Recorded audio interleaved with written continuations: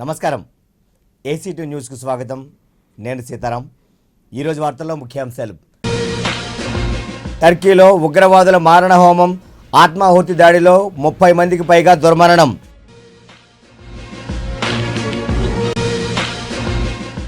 తుది ఘట్టానికి కృష్ణా పుష్కరాలు, ఏర్పాట్లపై అధికారులతో సీఎం టెలికాన్ఫరెన్స్. స్వాతంత్ర సమరయోధులను గౌరవించేందుకు తిరంగ యాత్ర, విశాఖ ఎంపీ కంబంపాటి హరిబాబు. విజృంభిస్తున్న వైరల్ ఫీవర్లు, ప్రభుత్వ ఆసుపత్రుల్లో అరాకొర వైద్య సేవలు. అనువాదంతోనే తెలుగు సాహిత్యానికి ప్రపంచ స్థాయి గుర్తింపు, పద్మభూషణ్ యార్లగడ్డ లక్ష్మీప్రసాద్. ఇక వార్తల్లోని వివరాల్లోకి వెళ్దాం. ఉగ్రవాది ఆత్మాహుతి దాడితో టర్కీ ఉలిక్కిపడింది.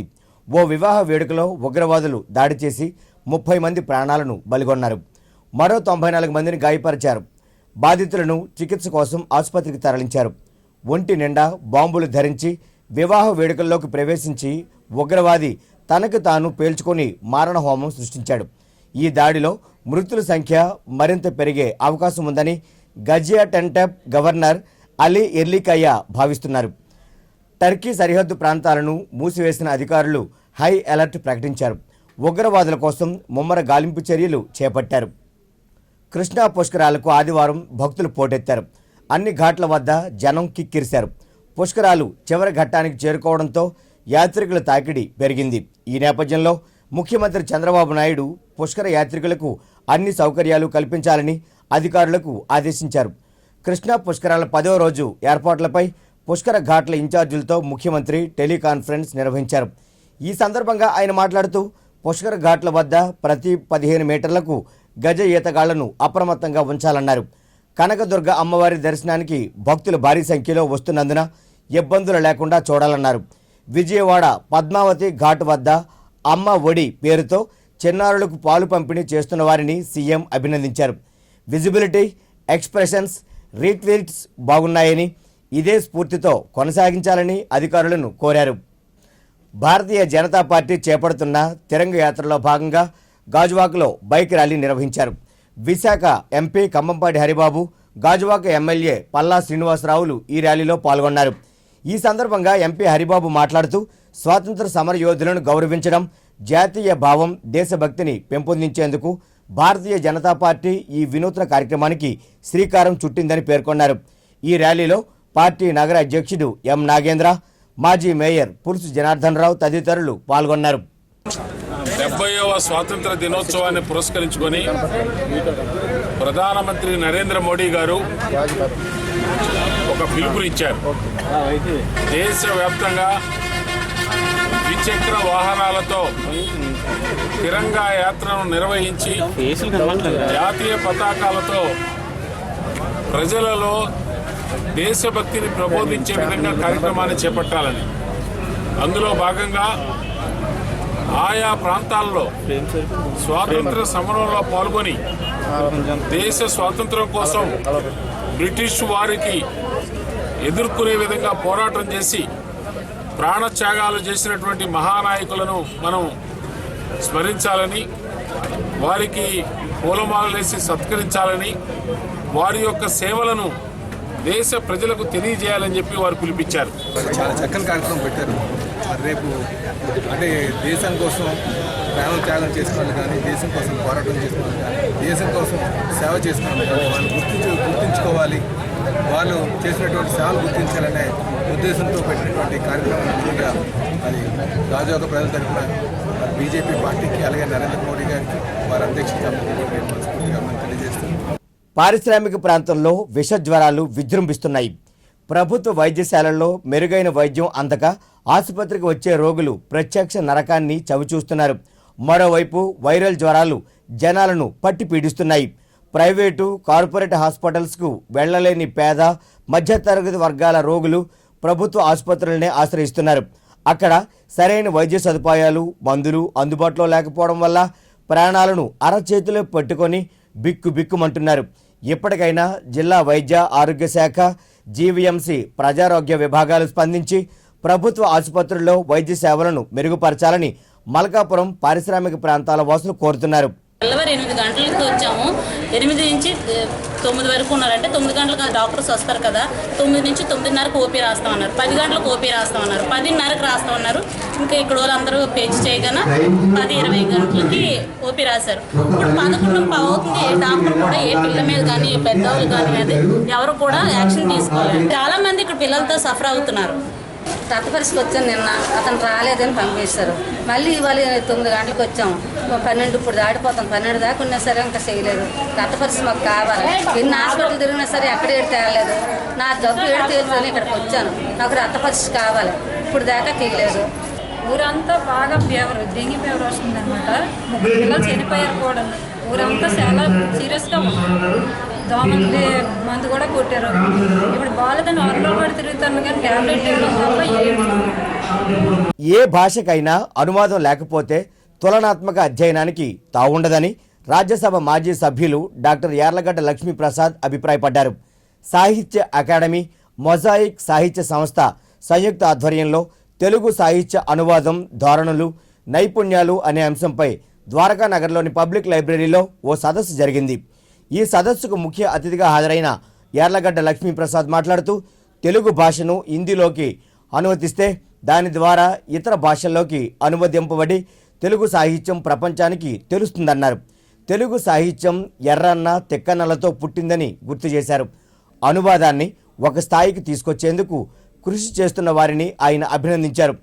తెలుగు సలహా మండలి సంచాలకులు ఎన్ గోపి అధ్యక్షతన జరిగిన ఈ సదస్సులో మొజాయిక్ సాహిత్య సంస్థ కార్యదర్శి రామతీర్థ, రచయిత, అనువాదకులు ఎల్ఆర్ స్వామి తదితరులు పాల్గొన్నారు. అనువాదాలు, నైపుణ్యాలు అనేటువంటి విషయం మీద ఒక మంచి కార్యక్రమాన్ని ఏర్పాటు చేశారు. ఎందుచేతనంటే మన సాహిత్యం పుట్టిందే, తెలుగు సాహిత్యం నన్నయ్య ఎర్రన తిక్కన యొక్క కవిత్రయ భారతం అనువాదంతోనే పుట్టింది. వనరన్ నన్నయ్య తిక్కనాది కౌలి యుర్విన్ పురాణావడులు తెనుగున్ చేయొచ్చు మత్ పురాకృత శుభాధిక్యము దానిటిలో దీనిని తెరింగించరు. దీనిని తెరింగించి నాదు జననము సఫలము చేసేది పునర్జన్మము లేకుండా అని చెప్పని పోతన గారు భాగవతాన్ని అనువాదం చేసేటప్పుడు చెప్పారు. అనువాదం అనేటువంటిది లేకపోతే తులనాత్మక అధ్యయనానికి తావు ఉండదు. మనం మన తెలుగు భాషలోంచి హిందీ భాషలోకి, హిందీ భాష నుంచి మరి మిగతా భారతీయ భాషకు అనువాదం వస్తే ఈ భాషలో ఏం జరిగింది, మా భాషలో ఏందనే ఒక తులనాత్మక అధ్యయనానికి తావుంటుంది. ఆ తులనాత్మక అధ్యయనం ద్వారా జాతీయ సమైక్యతకు చోటు ఏర్పడుతుంది. అందుచేత అనువాదాలు చాలా ప్రధానమైనటువంటి భూమిక వస్తాయి. ప్రభుత్వం కానీ, విశ్వవిద్యాలయాలు కానీ, అకాడమీలు కానీ మన సాహిత్యాన్ని హిందీలోకి అనువాదం చేసేటువంటి కార్యక్రమాన్ని హిందీ అనేటువంటి ఓవర్ హెడ్ ట్యాంక్లోకి ఎక్కించి అక్కడి నుంచి మిగిలిన భారతీయ భాష అనేటువంటి అన్ని పైపుల ద్వారా పంపిస్తే మన తెలుగు సాహిత్య యొక్క విశిష్టత ప్రపంచానికి తెలుస్తుందని చెప్పి నేను మనం చేస్తున్నాను. ఇప్పుడు ఒక వాణిజ్య విరామం. బ్రాడ్బ్యాండ్ ఒక చరిత్ర. ఫైబర్ నెట్ కు స్వాగతం. పరిచయం చేస్తున్నాం. అపరిమితమైన 20 Mbps కేవలం 999 రూపాయలకే. అద్భుతమైన వేగం, నమ్మశక్యం కాని అనుభవం కేవలం వేగవంతమైన యాడ్ ఫైబర్ నెట్ తో మాత్రమే. 428400 కి కాల్ చేయండి లేదా యాడ్ ఫాస్ట్ ని 56677 కి SMS చేయండి. తిరిగి వార్తల్లోకి. సబ్బవరంలో పెందుర్తి నియోజకవర్గం వైఎస్ఆర్ కాంగ్రెస్ పార్టీ కార్యాలయం ప్రారంభోత్సవం అట్టహాసంగా జరిగింది. ముఖ్య అతిథిగా ఆ పార్టీ జిల్లా అధ్యక్షుడు గుడివాడ అమర్నాథ్ ముఖ్య అతిథిగా హాజరై ఈ కార్యాలయాన్ని ప్రారంభించారు. పెందుర్తి నియోజకవర్గం వైసీపీ సమన్వయకర్త అన్నంరెడ్డి అదీప్ రాజ్ ఇతర కేడర్తో కలిసి పార్టీ జెండాను ఆవిష్కరించారు. అనంతరం ఆయన మాట్లాడుతూ అదీప్ రాజ్ నాయకత్వంలో నియోజకవర్గంలో పార్టీ మరింత బలోపేతం అవుతుందన్న ఆశాభావాన్ని వ్యక్తం చేశారు. 2 సంవత్సరాల 3 మాసంలో ఈ 2 సంవత్సరాల 3 మాసాల్లో విశాఖపట్నం జిల్లాకి పలానా కార్యక్రమాన్ని చెప్పుకోదగినటువంటి కార్యక్రమాన్ని చేశానని చెప్పి చెప్పుకునేటువంటి సత్తా ఈరోజు తెలుగుదేశం పార్టీ నాయకులు లేదు. చంద్రబాబు నాయుడు గారు రోజు రత్నాచల్ ఎక్స్ప్రెస్ ఎలాగైతే విశాఖపట్నం విజయవాడ తిరుగుతుందో ఆ రకంగా విజయవాడకి విశాఖపట్నం స్పెషల్ ఫ్లైట్ లో తిరగడం తప్ప విశాఖపట్నంకి ఎందుకు వెళ్తున్నాడో, విశాఖపట్నం ఎందుకు వస్తా ఉన్నాడో, ఎందుకు వెళ్ళిపోతున్నాడో ఎవరికి అర్థం కానటువంటి పరిస్థితి. రాజశేఖర రెడ్డి గారు మొన్న ఈ బోనంగిలో గత రాజశేఖర రెడ్డి గారి ప్రభుత్వంలో JNNURM పథకం కింద వేలాది ఇల్లులు రాజశేఖర రెడ్డి గారు కడితే దానికి రంగులేసి ఓపెనింగ్ రావడానికి సిగ్గు లేకుండా ఓపెనింగ్ చేయడానికి వస్తా ఉన్నాడు. ఈ 2 సంవత్సరాల 3 మాసాల్లో రాష్ట్రంలో ఒక పేదవాడికైనా ఇల్లు కట్టించి ఇచ్చినటువంటి కార్యక్రమం ఈ రాష్ట్రంలో ఏ గ్రామంలో అయినా ఏ ప్రాంతంలో అయినా చేశాడా చంద్రబాబు నాయుడు అని చెప్పి అడుగుతా ఉన్నాం. మూఢ నమ్మకాలను విడనాడి శాస్త్రీయ విధానాలు పాటించాలని భారత నాస్తిక సమాజం రాష్ట్ర అధ్యక్షులు టి శ్రీరామూర్తి పిలుపునిచ్చారు. జీవీఎంసీ ఎదురుగా గల గాంధీజీ విగ్రహం వద్ద సమాజ చైతన్య వేదిక, భారత నాస్తిక సమాజం సంయుక్త ఆధ్వర్యాన ప్రముఖ హేతువాది నరేంద్ర దబోల్కర్ సంస్మరణ సభ జరిగింది. ఈ సందర్భంగా ఆయన మాట్లాడుతూ మూఢనమ్మకాల నిరోధక చట్టం అమలు కోసం దబోల్కర్ కృషి మరువలేనిదన్నారు. మూఢనమ్మకాలకు వ్యతిరేకంగా చైతన్యవంతులు చేస్తున్నందుకు దబోల్కర్ను పూణేలో తుపాకీతో కాల్చి చంపారని, ఆ హంతకులను పట్టుకోవడంలో మహారాష్ట్ర ప్రభుత్వం తీవ్ర జాప్యం చేయడం బాధాకరమన్నారు. ఈ కార్యక్రమంలో సమాజ చైతన్య వేదిక సభ్యులు ఎన్బి మూర్తి, పివి రమణ, కొత్తపల్లి వెంకటరమణ, సిహెచ్ నాని, జగదీష్ తదితరులు పాల్గొన్నారు. ఈ భారతదేశాన్ని పవిత్రంగా చూడాలని ప్రపంచ దేశాల్లో నరేంద్ర మోడీ చెప్తున్నాడు, చంద్రబాబు చెప్తున్నాడు. కానీ భారతదేశం అంతర్గతంగా మాత్రం చాలా భయంకరంగా ఉంది. మతం పేరుతో, కులం పేరుతో నానా హింసించి కొట్టి చంపుతున్నారు. ఒక పక్క దళితులను చంపుతున్నారు, గిరిజనులను చంపుతున్నారు, పేద బడుగు బలహీన వర్గాలందరినీ చంపుతున్నారు. ఓ మతశక్తులారా, ఈ దేశం లౌకిక దేశం తప్ప మత దేశం కాదు. కాబట్టి ఇప్పటికైనా సరే లౌకిక రాజ్యాన్ని మీరు బాగా ప్రతిష్ఠ చేస్తే ఈ దేశం తాలూకా పరువు ప్రతిష్ట ఇముడుతాయని చెప్పి ప్రభుత్వానికి మేము హెచ్చరిక చేస్తూ ఉన్నాం. డాక్టర్ నరేంద్ర దబోల్కర్ 3వ సంస్కరణ కార్యక్రమం చేస్తున్నాము. డాక్టర్ దబోల్కర్ని 2013 ఆగస్టు 20వ తారీఖున మత్తత్వవాదులు ఆయన్ని తుపాకీతో కాల్చి చంపేశారు. ఎందుకంటే దబోల్కర్ గారు చాలా సీరియస్గా మూఢనమ్మకాలు వ్యతిరేకంగా అనేక కార్యక్రమాలు, పోరాటాలు చేశారు. అలాగే అంధశ్రద్ధ నిర్మూలన సమస్య అనే ఒక కార్యక్రమం పెట్టి చాలా జనాన్ని చైతన్యం చేస్తున్నారు. మరి ఆ చైతన్యం అవుతున్న జనాలు మతాన్ని, మతత్వాన్ని, మూఢనమ్మకాలు ప్రశ్నిస్తున్నారు. కాబట్టి మరి ఇలాంటి వ్యక్తి బతకడం మంచిది కాదనేసి ఈ మతత్వాలు చంపేశారు. అయినప్పుడు కూడా 3 సంవత్సరాలు గడిచినప్పుడు కూడా మహారాష్ట్ర ప్రభుత్వం ఆ హంతకులను పట్టుకోవడంలో విఫలమైంది. ఇది చాలా విచారించదగిన విషయం. అలాగే ఈరోజు మహారాష్ట్రలో జరిగిన మూఢనమ్మకాల నిర్మూలన చట్టం మన రెండు రాష్ట్రాల్లో కూడా చేయాలనేసి భారత సమాజం, సమాజ చైతన్య వేదిక, అంబేద్కర్ అసోసియేషన్ అందరూ కలిపి ప్రభుత్వం డిమాండ్ చేస్తున్నాము. పాఠశాలల్లో ఆట స్థలాలు కేటాయించి క్రీడలు ప్రోత్సహించాలని విజ్ఞప్తి చేస్తూ వైజాగ్ చిల్డ్రన్స్ క్లబ్ విద్యార్థులు రియో ఒలింపిక్ విజేత సింధు మాస్కులు ధరించి ప్రదర్శన చేపట్టారు. జీవీఎంసీ గాంధీ విగ్రహం వద్ద జరిగిన ఈ కార్యక్రమాన్ని ఉద్దేశించి క్లబ్ ఆర్గనైజర్ సత్యకుమారి మాట్లాడారు.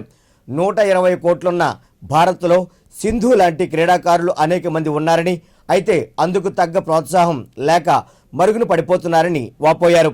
ముఖ్యంగా తల్లిదండ్రులు ప్రభుత్వం నుండి చదువుతో పాటు క్రీడలకు ప్రోత్సాహాన్ని అందిస్తే అనేక మంది ప్రపంచ స్థాయి క్రీడాకారులుగా ఎదిగే అవకాశం ఉంటుందన్న అభిప్రాయాన్ని వ్యక్తం చేశారు. అదేవిధంగా క్రీడలకు ప్రత్యేక నిధులు కేటాయించాలని ఆమె ప్రభుత్వానికి విజ్ఞప్తి చేశారు. ఒలింపిక్స్లో పథకాలు సాధించినటువంటి సింధు, సాక్షిలకి అభినందనలు తెలుపుతూ, అదేవిధంగా వైజాగ్ చిల్డ్రన్ క్లబ్గా పిల్లలకి ఆటలు ఇవన్నీ అవసరమని, ఇప్పుడు భారతదేశంలో ఎంతమంది 130 కోట్ల మంది జనాభా ఉంటే అందులో కేవలం 2 అమ్మాయిలే ఈరోజు మనకి ఒలింపిక్స్ తెచ్చారంటే మిగతా వాళ్ళు ప్రతిభ లేనట్లు కాదు, ప్రతిభ ఉండి ఎంతోమంది ఉన్నారు. కానీ మన స్కూల్స్లో కానీ ఇప్పుడు తల్లిదండ్రులు కానీ పిల్లలకి ఎక్కువ ఆటలు ఆడుకోవడానికి అవకాశం అన్నది కల్పించట్లేదు. దాన్ని మేము డిమాండ్ చేస్తూ ఈరోజు పిల్లలతో ఈ కార్యక్రమాన్ని నిర్వహిస్తున్నాము. పిల్లలకి ఆటలాడించాలని, అదేవిధంగా బడ్జెట్లో ఆటలకు సంబంధించి నిధులు కేటాయించాలని, ఈ రకంగా చేస్తున్నటువంటి దేశాలు ఇప్పుడు అమెరికా నెంబర్ 1 స్థానంలో ఉందంటే వాళ్ళు ఆటలకి ప్రత్యేకమైన నిధులు కేటాయించడం ఇవన్నీ చేయటం వల్ల వాళ్ళు ఆ స్థానంలో ఉండగలిగారు. అదే కనుక మన ప్రభుత్వం కూడా ఈ రకంగా నిధులు కేటాయించి ప్రోత్సాహం అందిస్తే ఒక సింధు, ఒక సాక్షియే కాదు, ఇంకా పిల్లల్లో ఎంతోమంది ప్రతిభ ఉన్నవాళ్ళు ఉన్నారు, వీళ్ళందరూ కూడా ముందుకు రాగలరని మా అభిప్రాయం. మేము వైజాగ్ చిల్డ్రన్స్ క్లబ్గా ఈ పిల్లల్ని నవంబర్ 14 ఈ సందర్భాల్లో ఆటలాడించడం, అదేవిధంగా ప్రతి నెలకి ఒక ఆదివారం రోజు వీళ్ళకి వివిధ కార్యక్రమాలు నిర్వహిస్తున్నాము. రోటరీ ఫౌండేషన్ ప్రపంచవ్యాప్తంగా అనేక సేవా కార్యక్రమాలు చేస్తోందని సంస్థ జిల్లా గవర్నర్ నామిని విశ్వనాథ్ చెప్పుకొచ్చారు. ఆంధ్ర యూనివర్సిటీ వైవిఎస్ మూర్తి ఆడిటోరియంలో విజన్ 2020 సదస్సు జరిగింది. ఈ సందర్భంగా ఆయన మీడియాతో మాట్లాడారు. ఇచ్చాపురం నుండి విజయవాడ వరకు 6 జిల్లాల్లో రోటరీ క్లబ్ సేవలు అందించేందుకు ఈ సదస్సు ఉపయోగపడుతుందన్నారు. రానున్న 3 ఏళ్లలో ఏ సేవా కార్యక్రమాలు నిర్వహించాలన్న దానిపై ఒక ప్రణాళిక సిద్ధం చేసినట్లు వెల్లడించారు. ఈ సదస్సులో rotary international director doctor Manoj Desai తదితరులు పాల్గొన్నారు. రోటరీ డిస్ట్రిక్ట్ 3020 6 జిల్లాల సముదాయం. ఈ 6 జిల్లాలు ఇచ్చాపురం దగ్గర నుంచి విజయవాడ వరకు ఉన్న 6 జిల్లాలలో ఈవేళ విజన్ 2020 అనే సెమినారు ఇక్కడ ఈ వైవిఎస్ మూర్తి ఆడిటోరియంలో కండక్ట్ చేయబడడం జరుగుతుంది. ఎందుకంటే ఈ సెమినార్ ముఖ్య ఉద్దేశం ఏంటంటే ఈ సెమినార్ వల్ల ఏంటంటే రాబోయే ముందు స్ట్రాటజిక్ ప్లాన్గా వచ్చే 3 సంవత్సరాల్లో మా రోటరీ ఏం చేయబోతుంది అన్నదానికి ప్రణాళికలు ఇక్కడ సిద్ధం చేయడం జరుగుతుంది. దీంట్లో ముఖ్యంగా విన్స్ అన్న ప్రోగ్రాము, అంటే విన్స్ అంటే వాష్ ఇన్ స్కూల్స్, దాంట్లో డబ్ల్యూ అంటే దాని తాలూకు అబ్రివేషన్లో వాష్ అంటే వాటరు, శానిటేషను అండ్ హైజీన్. ఈ 3 కూడా ప్రతి స్కూల్స్లోని గవర్నమెంట్ స్కూల్స్లో మేము డెవలప్ చేయాలనేసి, తర్వాత టీచ్ అన్న కార్యక్రమం ద్వారా టీచర్స్ సపోర్ట్ ఇస్తూ, అలాగే adult education, child back to schools తీసుకురావడానికి ఇలాంటి ఈ కార్యక్రమాలు, అలాగే ముందు రోటరీ ఫౌండేషన్ ద్వారా రోటరీ దేశవ్యాప్తంగా చేసే సేవల గురించి నలుగురికి తెలియజేయబడడానికి, అలాగే మన రోటరీ వల్ల కమ్యూనిటీ కూడా ఎలాంటి మంచి కార్యక్రమాలు చేయాలన్న ఉద్దేశంతో మేము ప్రణాళిక రచించడానికి ఈ విజన్ 2020 అన్న కార్యక్రమాన్ని మేము చేయడం జరుగుతుంది. అజాగ్రత్త కారణంగానే కంటి సమస్యలు అధికమయ్యే అవకాశాలున్నాయని నేత్ర వైద్య నిపుణురాలు శిరీష్ అన్నారు. శంకర్ ఫౌండేషన్ ఆధ్వర్యాన పాత గాజువాకలో మెగా కంటి వైద్య శిబిరాన్ని నిర్వహించారు. పలువురు రోగులను పరీక్షించి ఉచితంగా మందులు పంపిణీ చేశారు. అవసరమైన వారికి కంటి అద్దాలు ఆపరేషన్ నిమిత్తం శంకర్ ఫౌండేషన్ ఆసుపత్రిని సంప్రదించాలని ఆమె సూచించారు. ఈవేళ క్యాంప్ యొక్క ముఖ్య ఉద్దేశం ఏంటంటే ఈ ఆర్బిట్ అండ్ ఆక్లోప్లాస్టీ సంబంధించి, అంటే కనురెప్పలు కంటి ఐబాల్ని కాపాడే ఈ బోన్స్, తర్వాత సరౌండింగ్ స్ట్రక్చర్స్లో వచ్చే ట్యూమర్స్, ఇవన్నీ ఏంటంటే పీపుల్కి తెలియదు అన్నమాట, అవగాహన అంత ఉండదు. సో ఈ క్యాంప్స్లో పర్టికులర్ కండిషన్స్ ఐడెంటిఫై చేసి వారికి ట్రీట్ చేయడం కోసమే ఈ పర్టికులర్ క్యాంప్ యొక్క ముఖ్య ఉద్దేశం. సో ఆర్బిట్ అండ్ ఆక్లోప్లాస్టీ అనేది ఇప్పుడు డెవలపింగ్ స్పెషాలిటీ ఈ ఆఫ్థల్మాలజీలో. సో ఈ అవేర్నెస్ కల్పించడం కోసమని ఈ క్యాంప్ కండక్ట్ చేస్తాం. సో వీటన్నిటికీ కూడా ఈ ఆర్బిట్ ఆక్లోప్లాస్టీలో స్పెషలైజేషన్ శంకర్ ఫౌండేషన్ ఐ హాస్పిటల్లో ఉంది. అండ్ వీటికి ట్రీట్మెంట్ కూడా, సర్జరీస్ అన్నీ కూడా మా హాస్పిటల్లో అవైలబిలిటీ ఉంది. దేశభక్తికి అద్దం పెట్టే మొక్కపాటి నరసింహ శాస్త్రి ప్రసిద్ధ నవల బారిస్టర్ పార్వతీశం నాటకాన్ని ఈ నెల 23వ తేదీన కళాభారతి ఆడిటోరియంలో ప్రదర్శిస్తున్నట్లు రైటర్స్ అకాడమీ ప్రతినిధులు తెలిపారు. స్థానిక హోటల్లో ఏర్పాటు చేసిన మీడియా సమావేశంలో అకాడమీ చైర్మన్ వివి రమణమూర్తి మాట్లాడారు. అత్యంత అత్యాధునిక టెక్నాలజీని ఉపయోగించుకొని ఈ నాటకాన్ని ప్రదర్శిస్తున్నట్లు వెల్లడించారు. అంతర్జాతీయ స్థాయిలో హిందీ భాషలో 6 సార్లు ప్రదర్శించిన ఈ నాటకాన్ని తొలిసారిగా తెలుగులో విశాఖ నగరంలో ప్రదర్శించడం గర్వకారణంగా ఉందన్నారు. ఈ నాటకాన్ని తెలుగులో రూపొందించడానికి పద్మభూషణ్ యార్లగడ్డ లక్ష్మీప్రసాద్ కృషిని కొనియాడారు. ఈ నాటకానికి అన్ని వర్గాల ప్రజల నుంచి మంచి ఆదరణ లభిస్తుందన్నారు.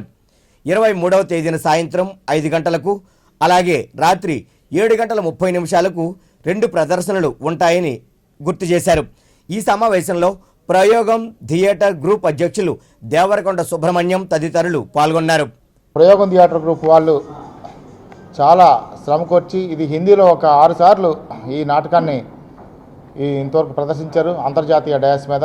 దాన్ని తొలిసారిగా డాక్టర్ యార్లగడ్డ లక్ష్మీప్రసాద్ గారు సహాయంతో దాన్ని తెలుగు చేసి చేయడం ద్వారా తెలుగు రైటర్స్ అకాడమీని అడిగారు, ఏమండి మీరు తొలి ప్రదర్శన మీరు చేస్తారని. మనం కొంచెం భారీ వ్యయంతో కూడుకున్న అయినప్పటికీ కూడా విశాఖ వాసులకి ఈ నాటకాన్ని చూపించాలి. ఈ ఢిల్లీలో ఉన్న టెక్నాలజీని మనం ఇక్కడ విశాఖపట్నంలో అందుకోలేకపోతున్నాం. కనీసం ఈ నాటకం ద్వారా ఇక్కడ వీక్షకులకి చూపించాలనే ఉద్దేశంతో ఈ సంకల్పం చేయడం జరిగింది. దీనికి అన్ని వర్గాల నుంచి కూడా మంచి స్పందన లభిస్తుంది. అందరూ కూడా దీన్ని సహాయ సహకారాలు అందించి దీన్ని దిగ్విజయం చేయడానికి ముందుకొచ్చారు. ఆ విధంగానే మీడియా కూడా మరింత సహకారం అందించి ఈ కార్యక్రమాన్ని దిగ్విజయం చేయాలని కోరుతున్నాం. తెలుగులో మొట్టమొదటిసారి నాటకం ఇది ప్రదర్శించడం. యాక్చువల్గా బారిస్టర్ పార్వతీశం నవల అనేది తెలుగు నవల, కానీ తెలుగు నవలే కానీ దీన్ని హిందీలో ముందు ప్రదర్శన చేశారు. హిందీలో చాలా విశేషమైన ప్రాముఖ్యత సుప్రీంకోర్టు చీఫ్ జస్టిస్ దగ్గర నుంచి అందరి మన్ననలో పొందింది ఇది. ఆ తర్వాత దీన్ని అసలు తెలుగు మౌనం తెలుగు కనుక తెలుగు నాటకంగా చేస్తే బాగుంటుంది. ఇది ఈనాటికి ఎందుకంటే నిన్న మొన్నటి వరకు కూడా 10th క్లాస్ నాంటేల్గా ఉండేది ఈ నవల. పిల్లలందరూ కూడా చూడాల్సిన నాటకం అనమాట అండి. ఇది అత్యంత ఒక బారిస్టర్ చదవడానికి ఒక సామాన్య బ్రాహ్మడు లండన్ వెళ్తే ఏ విధంగా ఉంటుంది, అక్కడ పరిస్థితులు ఎలా ఉంటాయి, ఈ సాంప్రదాయాలన్నీ ఎట్లాగా దాన్ని మార్పులు చేర్పులు చేసుకుంటూ ఉంటారు అనే దాని మీద మంచి సరదాగా ఆద్యంతం సరదాగా నవ్వులతో ఉండే దీన్ని నవ్వులే కాకుండా టెక్నాలజీ వేసి కూడా అప్పుడున్న బ్రిటిష్ కాలం నాటి వాతావరణం అంతా కూడా స్టేజ్ మీద కళ్ళకు కట్టినట్టు చూపించడం అనేది ఈ నాటకం తాలూకు ఇది. విశాఖ నగరపాలక సంస్థ సిబ్బంది నిర్లక్ష్య ధోరణి కారణంగా పారిశ్రామిక ప్రాంతంలో గెడ్డలు, సామాజిక భవనాలను సైతం ఆక్రమణదారులు విడిచిపెట్టడం లేదు. స్థానిక నాయకుల అండదండలతో కొందరు వ్యక్తులు చివరకు సామాజిక భవనాలను సైతం ఆక్రమించుకొని యథేచ్ఛగా నిర్మాణాలు చేపట్టేస్తున్నారు. వివరాల్లోకి వెళితే జీవీఎంసీ పరిధి 49వ వార్డు క్రాంతినగర్ కొండవాలుపై 1992వ సంవత్సరంలో అప్పటి ఎమ్మెల్యే దివంగత నేత గుడివాడ గురునాథరావు ప్రజల అవసరాల కోసం అనుగుణంగా వినియోగించుకునేందుకు ఒక సామాజిక భవనాన్ని నిర్మించారు. దీనిపై కన్నేసిన ప్రసాద్ అనే మాజీ సైనికోద్యోగి సామాజిక భవనం ప్రహరీ గోడను ఆక్రమించుకొని దర్జాగా నిర్మాణం చేపట్టిన greater Visakha municipal corporation town planning అధికారులు మాత్రం చూసి చూడనట్లు వ్యవహరిస్తున్నారు. దీనిపై స్థానికులు పలుమార్లు అధికారుల దృష్టికి తీసుకువెళ్లినా ఫలితం మాత్రం శూన్యం అని పలువురు ఆవేదన వ్యక్తం చేస్తున్నారు. కొత్త కమిషనర్ రాకతోనైనా కింది స్థాయి అధికారుల నిద్ర మత్తును విడనాడి ప్రభుత్వ స్థలాలు కాపాడుతారని ఆశిద్దాం. పరిసర ప్రాంతం క్రాంతినగర్లో సామాజిక భవనం తాలూకా గోడల మీద కూడా ఒక హిందీ అనేవాడు దాన్ని కబ్జా చేశాడు. కబ్జా చేసి దాని మీద ఆడు ఇల్లు కట్టుకొని వాడు నివసిస్తున్నాడు. దీని మీద అనేక సార్లు ప్రభుత్వం దృష్టికి తీసుకెళ్ళాం, జీవీఎంసీ అధికారులు కూడా చెప్పినా సరే ఇప్పటికి వచ్చి దాని మీద ఎటువంటి స్పందన లేదు. ఈ 15 సంవత్సరాల నుండి ఇక్కడ ఉంటున్నాం. ఉన్నా సరే ఇప్పుడు అందరికీ పనికొచ్చే ఈ భవనం ఫంక్షన్లు అయినా అకేషన్లు అయినా ఏవైనా సరే ఇక్కడ మేము చేసుకోవడం అనేది జరుగుతుంది. ఆ చేసుకునే క్రమంలో ఎందరికో ఉపయోగపడే ఈ భవనాన్ని ఆక్రమించుకున్నారు. ఆక్రమణ అనేది జరుగుతుంది. ఆయన పేరు ప్రసాద్. అది ఏమవుతుందంటే మేము అధికారుల దృష్టికి 2-3 సార్లు తీసుకెళ్ళా సరే ఆయన రెస్పాన్స్ అవ్వట్లేదు. పీవీఎస్ హెల్పింగ్ హ్యాండ్ ఆధ్వర్యంలో గుల్లలపాలెం మార్కెట్ సముదాయంలో చేపల వర్తకులకు బల్లలు అందజేశారు. ఈ సందర్భంగా ట్రస్ట్ చైర్మన్ 47వ వార్డు వైకాపా అధ్యక్షుడు పివి సురేష్ మాట్లాడుతూ అభివృద్ధి కార్యక్రమాలకు రాజకీయాలతో ముడిపెట్టడం సరికాదని పశ్చిమ నియోజకవర్గం ఎమ్మెల్యే గణబాబును ఉద్దేశించి వ్యాఖ్యానించారు. శాంక్షన్ చేయడం జరిగింది. అప్పట్లో దీన్ని కట్టడం జరిగింది. మన ఉదూ తుఫాన్కి రేకులు పడిపోతే 2 days నుంచి చెప్పగా రీసెంట్గా వీరికి వాళ్ళ కమ్యూనిటీ తరపు నుంచి ఫండ్స్ తెచ్చుకుని 4.8 లక్షల రూపాయలు ఫండ్స్ రావడం వల్ల దీన్ని మోడరేట్ చేయడం జరిగింది. అప్పుడు వీళ్ళందరికీ స్టూల్స్ లేవని తెలిసి లోకమ్మ గారు అందరికీ కూడా 36 మంది ఉన్నారు దీనితో వ్యాపారం చేసుకునేవాళ్ళు. వాళ్ళందరికీ స్టూల్స్ ఇవ్వడానికి మా PVS helping and charitable trust తరఫున మా కుర్రలందరూ అనుకుని ఇవ్వడం జరిగింది. ఈ రోజున వీళ్ళందరికీ కూడా స్టూల్స్ అందజేయడం జరిగింది. ఎన్ఏడి కోడలి వద్ద ఆదివారం తెల్లవారుజామున జరిగిన రోడ్డు ప్రమాదంలో ట్రాలర్ డ్రైవర్ తీవ్రంగా గాయపడ్డాడు. మర్రిపాలెం నుంచి గోపాలపట్నం వైపు వెళుతున్న టిప్పర్ గాజువాక నుంచి మద్దిలపాలెం వైపు వస్తున్న ట్రాలర్ను బలంగా ఢీకొట్టింది. ఈ ప్రమాదంలో ట్రాలర్ డ్రైవర్కు తీవ్రంగా గాయాలయ్యాయి. సంఘటనా స్థలానికి కంచరపాలెం, గోపాలపట్నం ట్రాఫిక్ విభాగం సబ్ ఇన్స్పెక్టర్లు శ్రీనివాస్, వర్మలు చేరుకొని గాయపడ్డ ట్రాలర్ డ్రైవర్ను 108 వాహనంలో కేజీహెచ్కు తరలించారు. ట్రాఫిక్కు అంతరాయం కలగకుండా ప్రమాదానికి గురైన వాహనాలను క్రేన్ల సాయంతో తొలగింపజేశారు.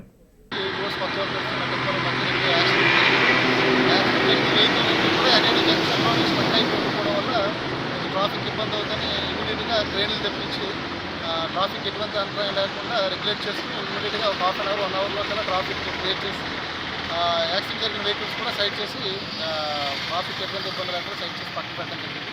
ఈ తదుపరి ఇంజరీస్ పెద్ద ఏం లేదు. ఒక డ్రైవర్కి మైనర్ ఇంజరీస్ చిన్న దెబ్బలు తగిలింటున్నాయి. ఒక డ్రైవర్ హాస్పిటల్కి వెళ్ళారు, కేజీహెచ్కి హాస్పిటల్ జాయిన్ చేశారు. అయితే ఏంటనేది launder police station airport launder police station చేస్తారు. ప్రజెంట్ అయితే అన్నిటి నుంచి ట్రాఫిక్ ఇబ్బంది. నగరంలో రహదారి భద్రతపై 2 రోజుల పాటు నిర్వహించిన జాతీయ స్థాయి సదస్సు ముగిసింది. ముగింపు కార్యక్రమంలో పాల్గొన్న రాష్ట్ర రోడ్డు రవాణా శాఖ మంత్రి సిద్ధా రాఘవరావు మాట్లాడారు. ప్రపంచానికి పెను సవాల్గా మారిన రహదారి ప్రమాదాలను 2020 సంవత్సరం నాటికి 50% తగ్గించాలన్న బ్రెజిల్ తీర్మానానికి కట్టుబడి ఈ సదస్సు తీర్మానించినట్లు చెప్పారు. ప్రమాదాల నివారణకు దేశవ్యాప్తంగా అనుసరించవలసిన విధానాలపై ప్రధానంగా ఈ సదస్సులో చర్చించినట్లు వెల్లడించారు. సదస్సులో వివిధ రాష్ట్రాల రవాణా శాఖ మంత్రులు, ఆ శాఖ కార్యదర్శులు పాల్గొన్నారు. భారతదేశంలో 29 రాష్ట్రాల్లో ట్రాన్స్పోర్ట్ వ్యవస్థ వివిధ రాష్ట్రాల్లో రకరకాలుగా జరుగుతూ ఉంది. దీని మీదే ప్రభుత్వం నితిన్ గడ్కరీ గారు కూడా ఒకటి ఆలోచించి group of ministers road safety purpose వారు ఒక కమిటీని నామినేట్ చేయడం జరిగింది.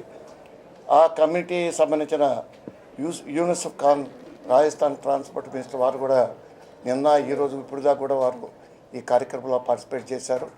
ఆ రాష్ట్రంలో ఉన్న పరిస్థితులు, మన రాష్ట్రంలో ఉన్న పరిస్థితులు ఒకరికొకరు షేర్ చేసుకొని రాబోయే రోజుల్లో యూనిఫామ్గా మనం ఒక పాలసీ తీసుకొని రాష్ట్ర అభివృద్ధి కానీ ట్రాన్స్పోర్ట్ వ్యవస్థను రీఆర్గనైజ్ చేసి ముందుకెళ్ళాలి. ఏదైనా చట్టంలో మార్పులు ఉంటే అమెండ్మెంట్ చేయాలి అనే ఉద్దేశంతో ఇప్పుడు 4 రాష్ట్రాల్లో ఈ మీటింగ్ ఏర్పాటు చేసాం. కానీ ఆంధ్రప్రదేశ్లో ఈ మీటింగ్కి భారీ ఎత్తున అన్ని దేశాల నుంచి ఎక్స్పర్ట్స్ రావటం, చాలా సూచనలు ఇవ్వటం. మా ట్రాన్స్పోర్ట్ కమిషనర్ బాలసుబ్రహ్మణ్యం గారు గత 2 నెలల నుంచి దీని మీద స్పెషల్ డ్రైవ్ చేసి అందరిని కూడా ఇన్వైట్ చేయబట్టి గ్రాండ్ సక్సెస్ ప్రోగ్రామ్ జరగడం జరిగింది. ముఖ్యంగా ఆంధ్రప్రదేశ్ సంబంధించి ఆధార్ సీట్ కానీ, డ్రైవర్స్ సంబంధించి కానీ, వెహికల్ ఆధార్ సీటింగ్ కానీ ఈరోజు ఆంధ్రప్రదేశ్ ఇండియాలో మొట్టమొదటి స్థానం ఉంది. ఈరోజు భారతదేశంలో ఏ రాష్ట్రంలో కూడా ఆధార్ సీటింగ్ ఇంతవరకు ఏ రాష్ట్రంలో కూడా చేయలేదు. అట్లానే టెక్నాలజీతో అనేక కార్యక్రమాలు చేపట్టాం. ఈరోజు 83 ఆన్లైన్ సర్వీసెస్ ఇచ్చాం. డీలర్ దగ్గరే వెహికల్ రిజిస్ట్రేషన్ కార్యక్రమాన్ని కూడా స్టార్ట్ చేశాం. ఐటీడీఆర్ మనకి ఏర్పాటు చేసుకుంటే మనకు అక్కడ ప్రతి ఒక్కరూ కూడా డ్రైవింగ్కి ఇబ్బంది లేకుండా డ్రైవింగ్ టెస్ట్ ట్రాక్లో చేసినప్పుడు ఆటోమేటిక్గా డ్రైవర్లకి ఒక అవగాహన ఏర్పడుతుంది. హైవేస్ వెంబడి ఎవ్రీ 50 కిలోమీటర్స్ ఒక అంబులెన్స్ వ్యాన్ని ఏర్పాటు చేసుకుంటే బాగుంటుందని ఒక డిస్కషన్ జరిగింది. ఎటువంటి పరిస్థితుల్లో కూడా రాష్ట్రంలో యాక్సిడెంట్స్ కంట్రోల్ చేయాలి. ఈరోజు ఆంధ్రప్రదేశ్ భారతదేశంలో ప్రథమ స్థానంలో ఉన్నాం ట్రాన్స్పోర్ట్ డిపార్ట్మెంట్. జిల్లా తైక్వాండో అసోసియేషన్ ఆధ్వర్యాన 3rd క్యాడెట్ 36వ జూనియర్ తైక్వాండో ఛాంపియన్షిప్ 2016 పోటీలు నడుపూరులో నిర్వహించారు. బాలుర విభాగంలో 10 కేటగిరీలు, బాలికల విభాగంలో 10 కేటగిరీలు విభజించారు. ఈ పోటీల్లో గోల్డ్ మెడల్ సాధించిన వారికి త్వరలో విజయనగరంలో జరిగే రాష్ట్ర స్థాయి పోటీలకు పంపుతామని నిర్వాహకులు ములగపాక అచ్చెన్నాయుడు వెల్లడించారు. తైక్వాండో ఛాంపియన్ ట్రోఫీ 52వ వార్డు నడుపూరులో జిల్లా అసోసియేషన్ ద్వారా ఈ కార్యక్రమం పెట్టడం జరిగింది. దీంట్లోనే మెన్ ఉమెన్ ఇద్దరు కూడా ఈ కార్యక్రమాలు పాల్గొనడం జరుగుతుంది. దీంట్లో గెలుపొందిన వారు రేపు విజయనగరంలో జరగబోయే ఈ జిల్లా స్థాయి ఈ పోటీలో కూడా పాల్గొనవచ్చు. దాని తర్వాత మన ఇతర రాష్ట్రాల్లోనే జరగబోయే ఈ కార్యక్రమాలు ఈ తైక్వాండో సంబంధించి, ఎందుకంటే ప్రతి ఒక్కరు కూడా ఈరోజు పోటీతత్వం ప్రతి ఒక్కరిలో ఉంది. దాని భాగంగా విద్యార్థుల్ని సంబంధిత తైక్వాండో అసోసియేషన్ వారు వాళ్ళకి మంచి తరఫీదు కలిగితే రానున్న రోజుల్లో నేషనల్ స్థాయిలో, ఇంటర్నేషనల్ స్థాయిలో మనకి మన రాష్ట్రానికి మంచి భవిష్యత్తు తీసుకొచ్చే అవసరం ఉంది. కాబట్టి గోల్డ్ మెడల్. ఏసీటీ న్యూస్ ముగించే ముందు ముఖ్యాంశాలు మరోసారి. టర్కీలో ఉగ్రవాదుల మారణ హోమం, ఆత్మాహుతి దాడిలో 30 మందికి పైగా దుర్మరణం.